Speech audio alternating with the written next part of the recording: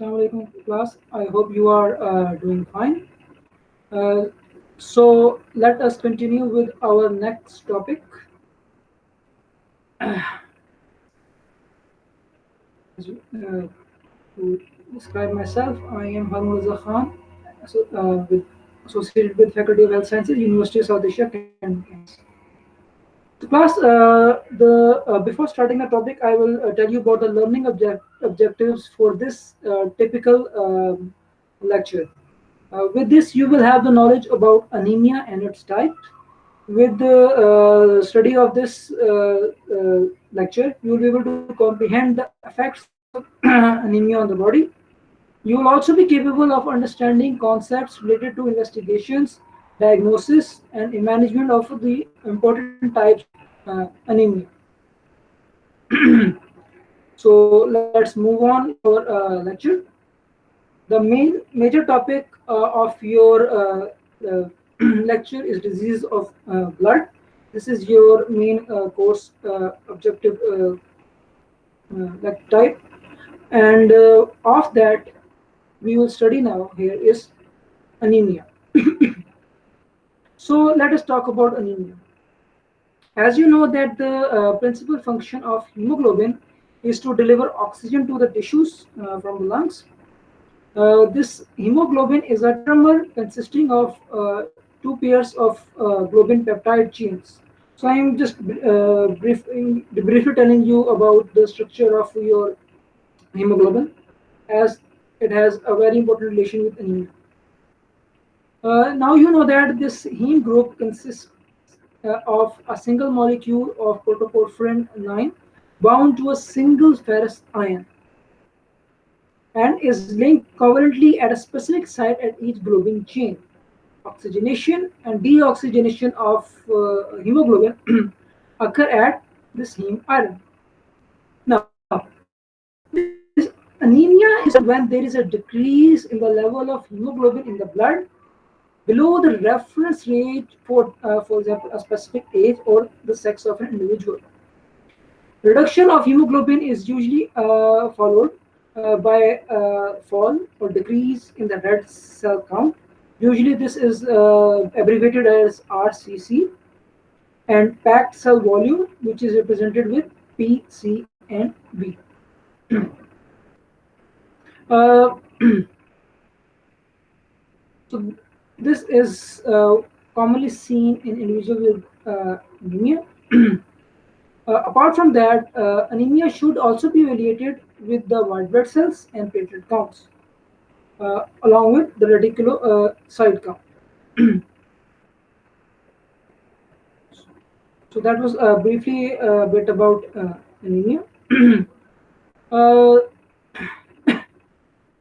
Talking a bit more about anemia, an interesting fact about anemia is that when anemia comes on slowly, the symptoms are often vague. For example, it can include a feeling of tiredness, weakness, shortness of breath, and a poor ability to exercise. When the anemia comes on quickly, symptoms can be from, for example, there can be confusion, like, for example, he will feel he will pass out, even loss of consciousness and increased thirst. Anemia must be significant before a person become noticeably pale. Additional symptoms may occur depending upon an underlying cause. Anemia itself has can be many reasons for anemia to occur. For example, it can be due to, let's say, blood loss, due to decreased red blood cell production, increase in the red blood cells breakdown. Causes of the blood loss itself can be trauma, GIT bleeding. Apart from that, it can also be caused by decreased production for example, important uh, aspects like the iron deficiency or vitamin B12 deficiency. Even in a number of neoplasms of bone marrow can lead to certain types of anemia, for example, aplastic anemia, which we'll study later on. Causes of other causes can also include genetic conditions, for example, sickle cell anemia, which alters the structure of your RBCs in such they turn into a sickle cell shape. Infections, even infections, for example, malaria, or say certain autoimmune diseases known that can also lead to anemia. Uh, Anemia itself has many ways to be classified. Let me briefly tell you, we will also discuss this in detail afterwards. Anemia can also be classified based on the size of red blood cells, the amount of hemoglobin in cells. For example, if the cells are small, the red blood cells in anemic patient are small, it is called microcytic anemia. If they are large, it is called macrocytic anemia. And if they are normal size, it can even be a normocytic anemia. uh, Usually, anemia is considered to be the most common blood disorder. It has been known to affect about one third of the global population. For example, iron deficiency anemia has been known to affect around 1 billion people. That how common this anemia can be. Anemia has been known to lower a person's productivity through a decrease in the ability to work. I would also like to tell you some interesting information that, for example, anemia is derived from an actually a Greek word, and anemia means the lack of blood. So let us now continue forward. This is enough for good introduction of what actually anemia is. Let us talk about the clinical features of anemia. We will talk about some important types of anemia and their symptoms and features later on as well. So the symptoms depend on the severity and the speed of onset of anemia.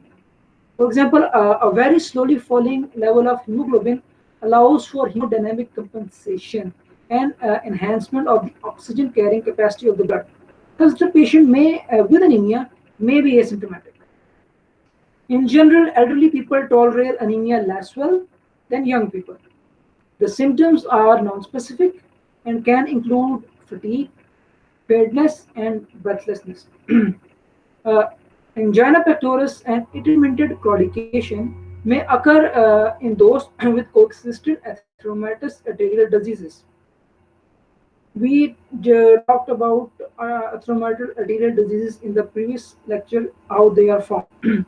Now, on examination, the skin and the mucous membranes are pale. There can be tachycardia with a systolic flow murmur. Cardiac failure may occur in the elderly people or those who with compromised cardiac functions. Now we will talk about this important classification. This slide accurately tells you, or basically it defines the classification of anemia in a very good chart form. Now, anemia is not a final diagnosis, let me tell you that. Usually there is some cause which is causing anemia. So this is some interesting information that you should know. So causes are classified according to the measurement of the red blood cells, RCC. This classification that I'm showing you is useful because the type of anemia usually indicates the underlying cause and necessary investigations. Irrespective of the cause, most patients with chronic anemia do not require blood transfusion and the appropriate management unless severely anemic. So the best way is to treat the underlying cause, and that usually treats the anemia. Unless he is severely anemic, he may, under that circumstance, involve or require the use of treatment of anemia. So this is also another important fact for you to understand. So now we will briefly talk about this classification. We will also in these upcoming lectures talk about some of these in greater detail. Some are more important than others. So, classification of anemia. This classification is based on the mean corpuscular volume, which is the red blood cell volume. Small cells. The red blood cells are smaller than usual. This is called a microcytic anemia. So the low MCV, mean corpuscular volume, less than 80 per liter.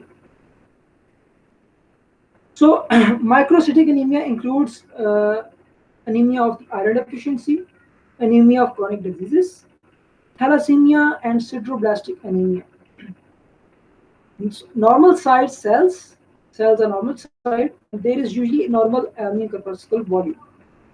So in acute blood loss, anemia of chronic diseases, similar to the first, combined deficiency, for example, iron and folates, marrow infiltration or fibrosis, endocrine diseases, or hemolytic anemias can lead to this type of anemia. Large cells or macrocytic, high MCV greater than 96 F per liter.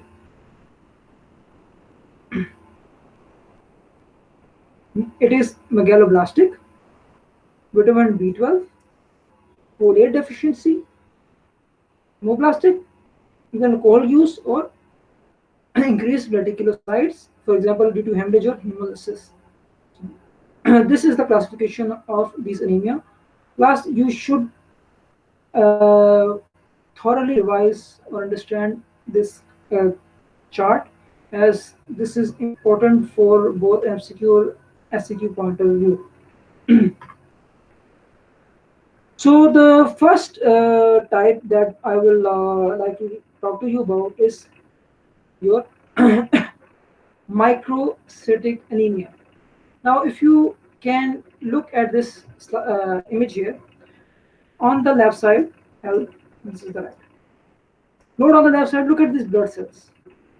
These red blood cells, note their thick red content and their size. And now look at the blood cells over here. There's a massive difference between the size of this red blood cell and this red blood cell. This specific type of red blood cells is the microcytic type, and this type of anemia is the microcytic anemia. In microcytic anemia is any of several types of anemia characterized by small red blood cells, and these small red blood cells are called microcytes. Now the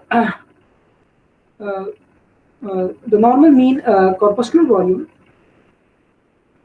abbreviated to MCV on full blood count results and also known as mean cell volume, is about 8 to 100. When the MCV is less than 80, the red cells are described as microcytic.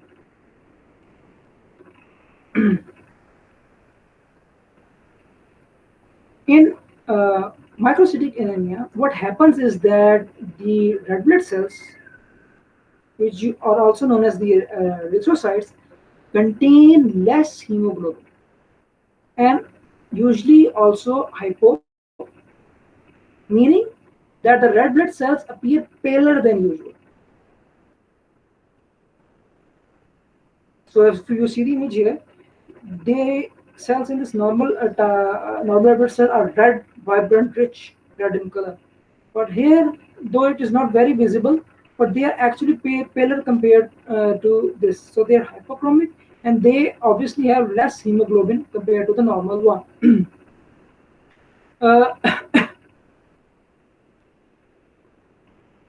this can be reflected by low mean corpuscular hemoglobin concentration. A measure representing the amount of hemoglobin by unit volume of fluid inside the cell. Normally, it is about 320 to 360 gram per liter or 32 to 36 gram per deciliter. Typically, therefore, anemia of this category is described as microcytic hypochromic anemia. So another name of this type of anemia, because of these features, can be called microcytic hypochromic anemia.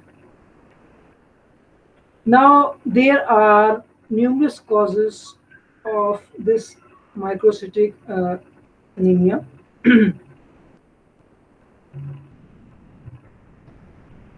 Let's talk about few of them. As written in the slide, iron deficiency anemia is by far the most common cause of the anemia in general and of the uh, type of microcytic anemia. It is the most common type. In adulthood, even iron deficiency anemia has been seen in adults. Apart from that, even thalassemia or sideroblastic anemia are also included in this type of microcytic anemia.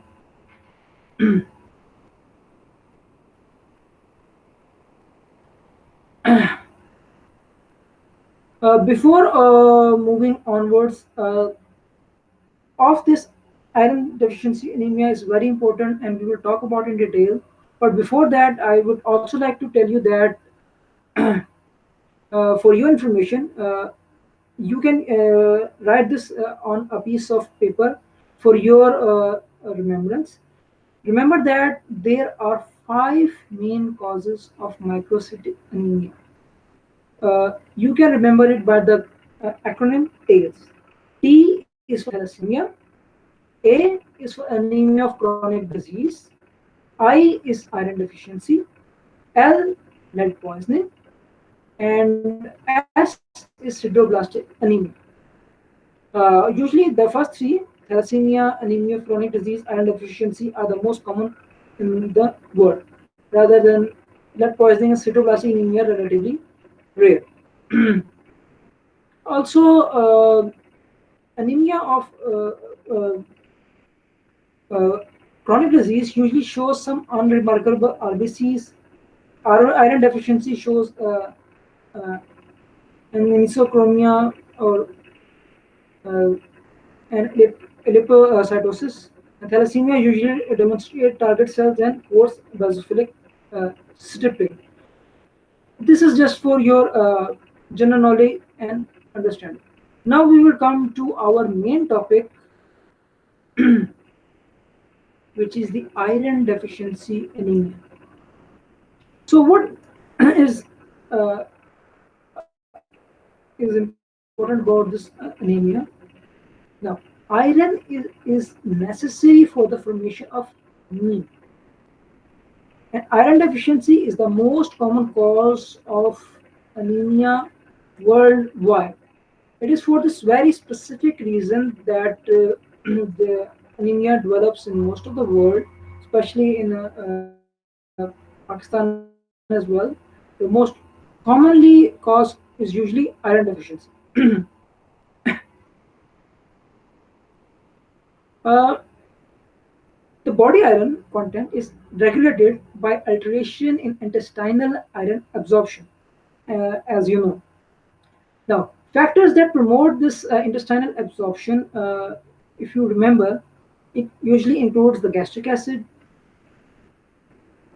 that promote if there is decreased iron or increase in the erythropoietic activity due to a hormone known as erythropoietin, if you remember that. Now, elimination of iron is usually fixed at 1 mg per day and occurs through shedding of skin and mucosal cells. Even small amounts is also excreted in sweat, urine, and feces. Now, in women, there is an additional loss during the menstrual cycle or menstrual period, and premenopausal women may offer border on iron deficiency. Uh, Apart from that, you should also know that there are two forms of dietary iron. One is a non-heme type. Non-heme type. This non-heme iron forms the main part of dietary iron and is derived from fortified cereals and vegetables. It is usually dissolved in the low. Usually, it is usually dissolves in the low pH of the stomach and reduced from ferric to the ferrous form by a substance called the ferroreductase before transportation across the mucosal cells. Second, the heme iron is derived from hemoglobin and myoglobin in red or uh, organ type meats. Heme iron is better absorbed than non-heme iron. So this is important information for you. Also, iron is transported in the plasma bound to the protein transferrin, which is synthesized in the liver, and normally about one third is saturated with iron. Most of the body's iron content is incorporated into hemoglobin in developing erythroid precursors and mature red cells. Most of the remaining body iron is stored as ferritin and hemosiderin in hepatocytes. Apart from that, it is also stored in skeletal muscles and certain type of reticuloendothelial macrophages.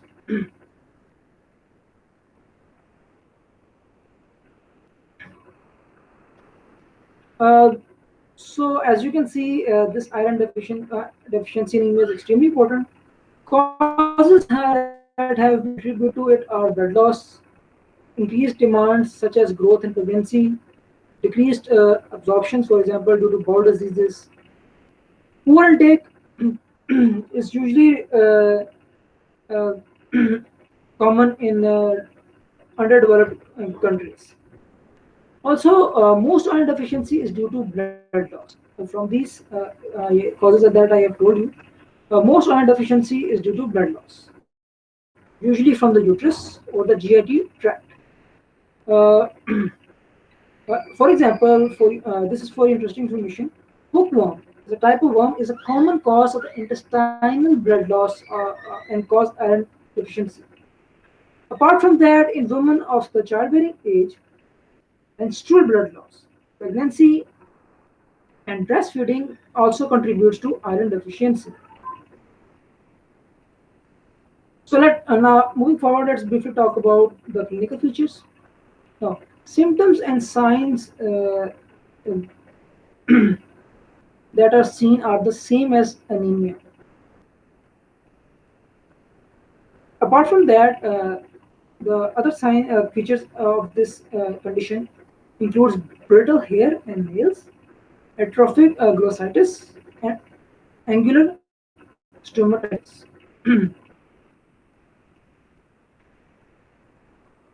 Next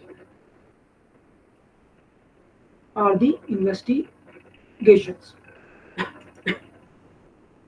The investigation for this condition can be done through the blood count filled, uh, just like in the image, as it is a type of microcytic anemia. The red cells are usually microcytic and hypochromic. There is also anisocytosis. Anisocytosis is actually variation in the sizes of the cells. So you can write that down in a page if you want. You can pause the video and write it. Anisocytosis is variation in the size. And poikilocystosis. This is the variation in the shape of the cell, red blood cells. So the first was variation in the size. This is the poikilocystosis, variation in the shape. Other investigations, the serum ferritin reflects iron stores and is usually low. However, ferritin is an acute phase reactant, and in the presence of inflammatory or an malignant disease, levels may be within the normal range in the presence of iron deficiency. So this has to be remembered. Apart from that, serum soluble transferrin receptor numbers usually increases in iron deficiency. The bone marrow examination is usually not done in this type of cases. Now, class, for your information, you should know that this iron deficiency is almost always the result of chronic, often gastrointestinal blood loss in men, and in post menopausal women, And further investigations of the GIT tract is required to determine the cause of the blood loss. Iron deficiency anemia in premenopausal women is usually the result of any menstrual blood loss. In this group, the only investigation necessary is serology for disease and endoscopic investigations only if there are intestinal symptoms or a family history of colorectal cancers. Now, that was enough for the investigations. Now we will talk about the differential diagnosis. Now, this is from other. This can should be included from other type of macrocytic and hypochromic anemias. Uh, Other differential diagnosis conditions include thalassemia, sideroblastic anemia, and anemia of chronic disease. Uh, Most important of this is the level of the iron stores. For example, iron stores are normal or increased that can help us in the different diagnosis. Finally, we will now talk about the management of this iron deficiency anemia. The management is usually very simple. Find and treat the underlying. For example, if there is GIT bleeding, stop the GIT bleeding. It will improve the condition. Apart from that, if needed, oral iron in the form of ferrous sulfate or ferrous gluconate can also be given. A response to iron treatment is characterized by an increase in the reticulocyte count, followed by an increase in the, hemoglobin at a rate of about 100 gram per liter every week until the hemoglobin concentration is normal. The parenteral iron, for example, through an intramuscular or intravenous infusion, is rarely needed and is done only in patients that are intolerant or there is a poor response to the oral iron. For example, if there is severe type of malabsorption, oral iron is not producing the required effects, then parenteral iron is another way of uh, treating. So this is about the iron deficiency, all about iron deficiency anemia. Next, some of the rare disorders, which we will talk about as they are part of the macrocytic anemia. Sideroblastic anemia. Now, this sideroblastic anemia is a rare disorder of heme synthesis, characterized by a refractory anemia with hypochromic cells in the peripheral blood and ring sideroblast in the bone marrow. Now, this ring sideroblasts are basically erythroblasts with iron deposited in mitochondria and reflect impaired utilization of iron delivered to the developing erythroblast. So there is a deficiency in the utilization of iron. It can be inherited or acquired. Treatment is to withdraw the causative agents, and some cases, some improvements have been given by giving pyridoxine. Pyridoxine, if you remember, is vitamin B6.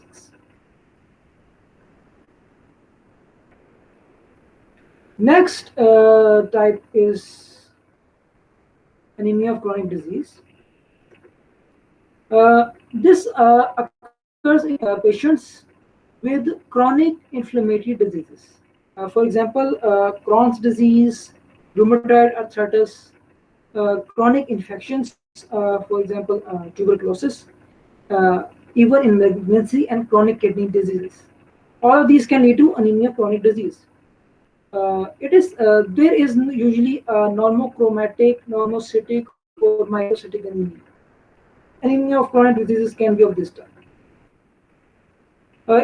Laboratory findings includes low serum iron levels, low serum iron binding capacity, and increased or normal serum ferritin. The mechanism responsible for these effects includes decreased release of iron from bone marrow to the developing erythroblasts, inadequate erythropoietin response to the anemia, and high levels of hepcidin expression. Uh, this hepcidin usually binds to the transport protein, ferroprotein, in the iron absorbing cells in the duodenum. Thereby, because of this, it causes its degradation with a consequent reduction in the transport of iron from the duodenal cells into the plasma. So this transport mechanism is disturbed as this ferroprotein cannot transport the important uh, iron. So this deficiency usually occurs. Treatment of anemia chronic disease is simply the treatment of the underlying cause, and it is also sometimes followed by a recombinant erythropoietin. So this was all about your important topic of microcytic anemia. Now, class, we will move forwards and talk about the next important topic, that is the macrocytic anemia.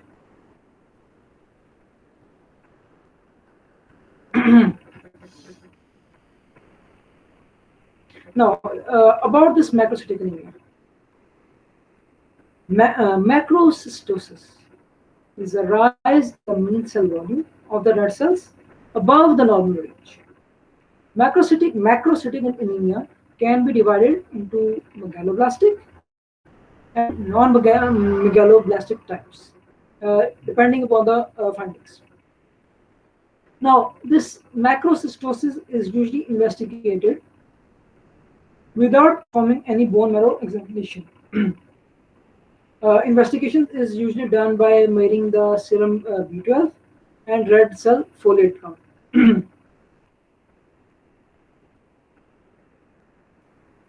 Now we will talk about the first type, the megaloblastic anemia.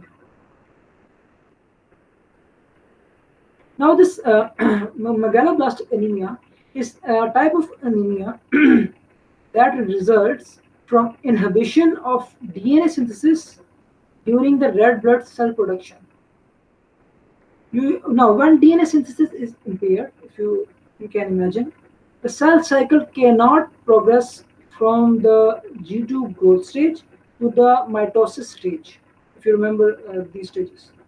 Now, this leads to continuing cell growth without any division, which presents as macrocytosis.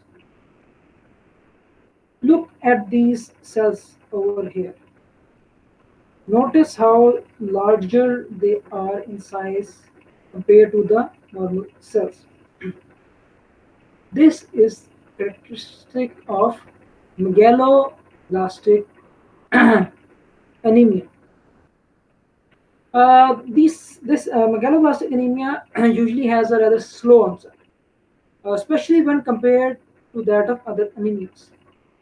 The defect in red cell DNA synthesis is often due to hypovitaminosis, especially the vitamin B12 deficiency, or other causes can include the folate deficiency. Loss of micronutrients can also cause this megaloblastic anemia.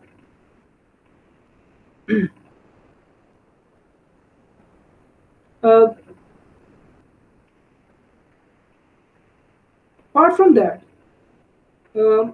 megaloblastic anemia is also characterized by the presence in the bone marrow of developing red blood cells with delayed nuclear maturation relative to that of the megaloblasts. And the underlying mechanism is always a defective DNA synthesis. And the most common cause is vitamin B12 or folate deficiency. So we have understood what megaloblastic anemia is, and the major cause is usually vitamin B12 deficiency. So before moving onwards, I would like to talk about this vitamin B12 deficiency. As knowledge of this is important in understanding this megaloblastic anemia. Now, animal products, for example, meat and dairy products provide only dietary source of vitamin B12 for humans. And that means meat and dairy products are the only dietary source of vitamin B12 for human beings. Vitamin B12 is liberated from protein complexes called gastric acid and pepsin and binds to a vitamin B12 binding protein. Usually it is called the R binder, and it is uh, also derived from the saliva.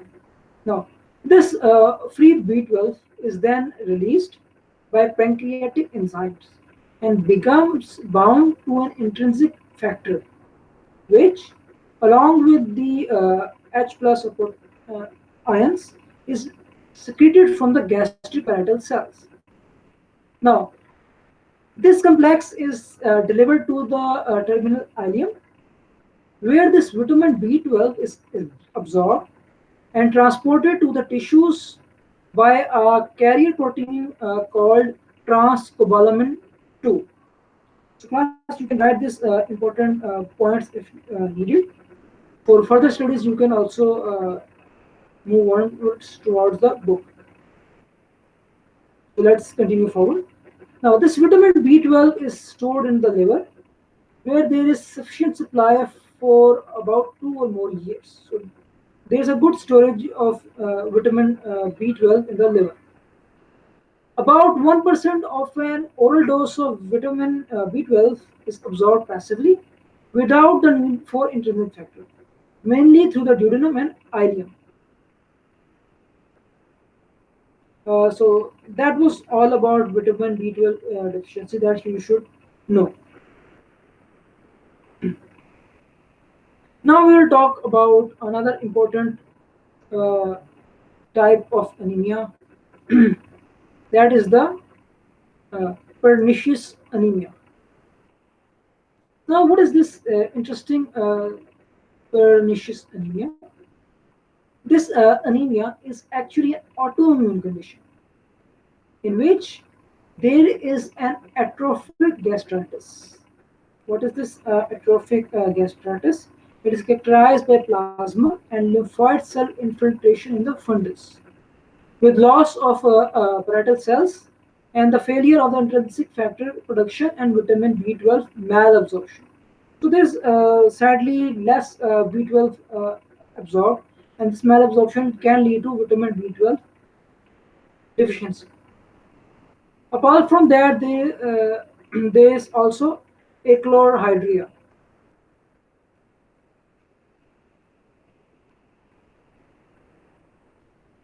Uh, Briefly talking about the epidemiology, this disease is common in usually elderly people, and may cause many causes are undiagnosed. It is also more common in women and in people with fair hair and blue eyes. So this is an epidemiology. Also, there is an association with other autoimmune diseases, for example, thyroid diseases, Addison disease, and vitiligo seems to have a correlation for some reason.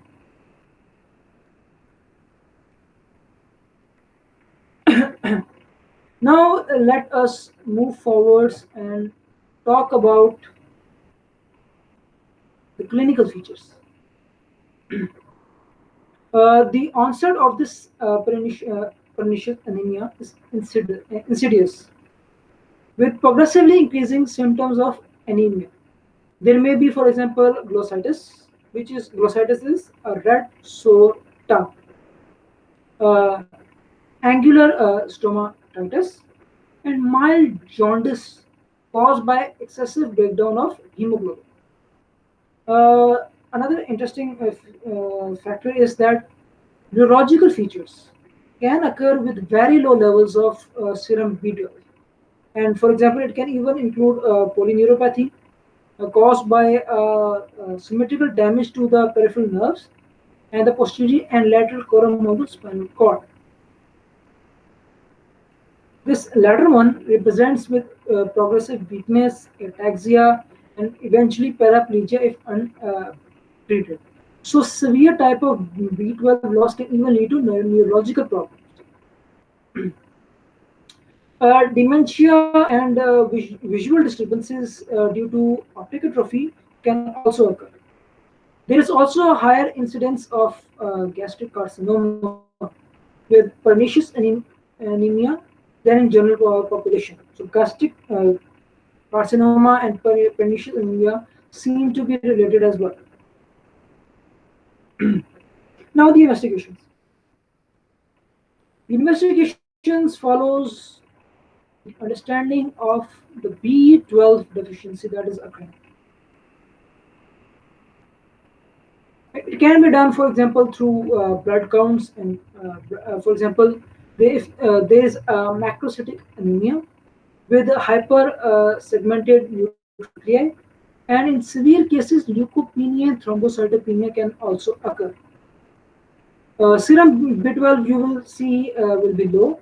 Usually, it is quite less than the normal value.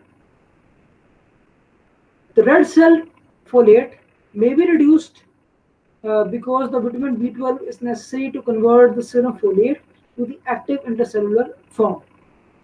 Serum autoantibodies, the parietal cell antibodies are usually present in 90%, and the intrinsic factor antibodies in 50% of patients with pernicious anemia has been seen.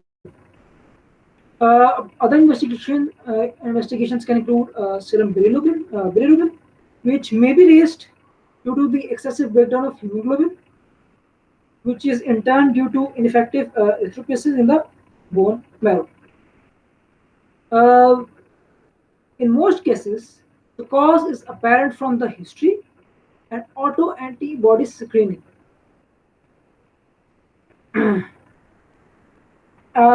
Process called the a process known as a small bowel barium follow through, which usually used to look at the terminal area and the distal duodenal biopsies to look for celiac diseases, can also be done in few patients if needed. Bone marrow examination shows hypercellular bone marrow with megaloblastic changes.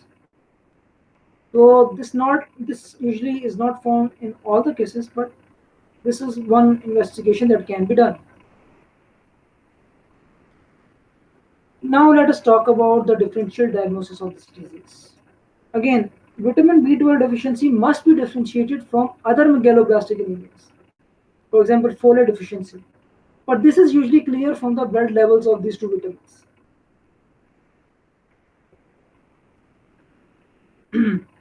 Uh,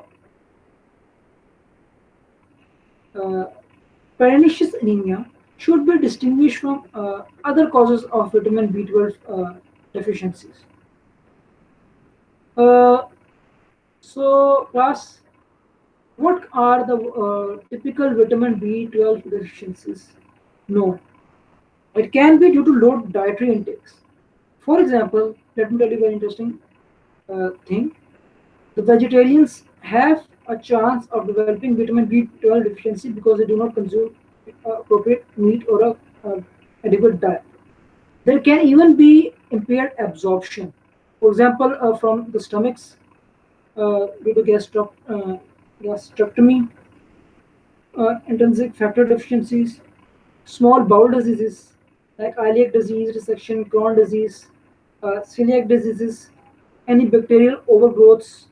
Certain tapeworms can also impair the absorption. Apart from that is also the abnormal utilization. For example, there is a condition called the congenital transcobalamin 2 deficiency. Because of this deficiency, there is not appropriate utilization of vitamin B12. So these are all the causes of your vitamin B12 deficiency, and can also be employed in the differential diagnosis of this condition.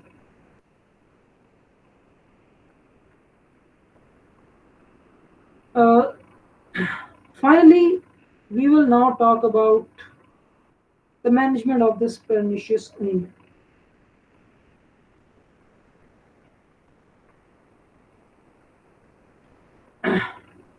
The treatment is of this pernicious anemia is through intramuscular hydroxycobalamin, which is vitamin B12 injection, which elevates or relieves this vitamin B12 deficiency, or oral vitamin B12, usually 2 mg per day.